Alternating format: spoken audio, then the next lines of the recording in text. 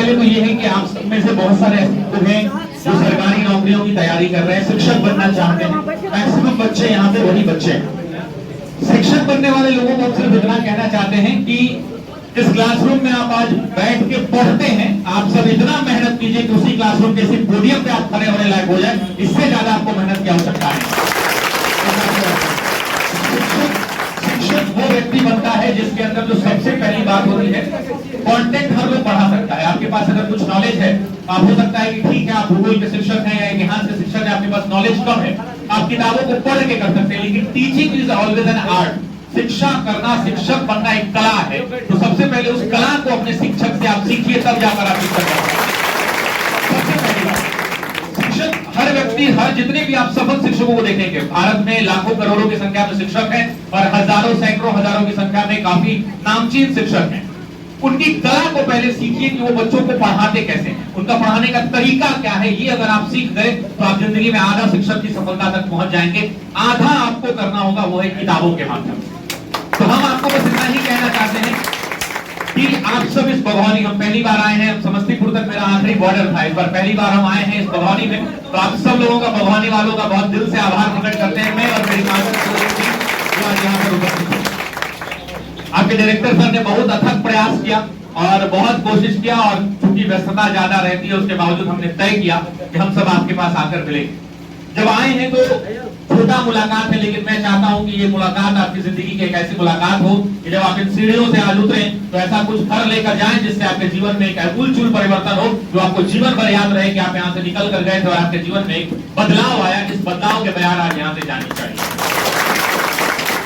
मैं आप लोगों से 4-5 बात कहता हूँ। ये ग्रामीण परिवेश में पलना बढ़ना, हम सब गांव से निकले हैं, आप सब गांव से निकले हैं, हम लोग भी गांव से ही पढ़कर आगे निकले हैं और फिर आज जहाँ पे हैं वहां पे स्थापित हैं।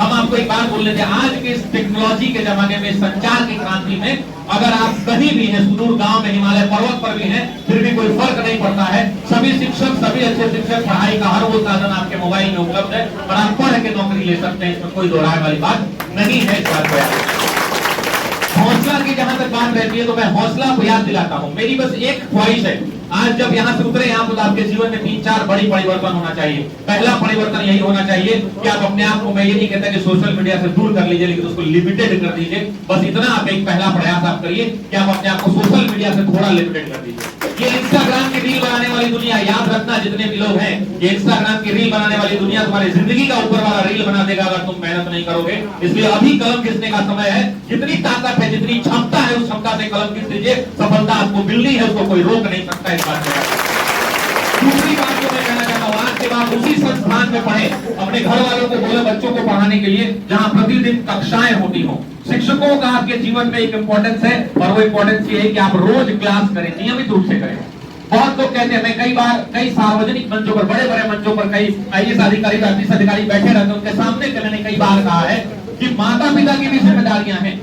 आप वैसे स्कूल से पढ़िए, आपके पास कहने को PG का डिग्री है, ये कैमरे हैं, आज रिकॉर्ड कर ले, मुझे फर्क नहीं पड़ता, लेकिन सच्चाई यही है कि हमारे पास कहने को पोस्ट ग्रेजुएशन का डिग्री है।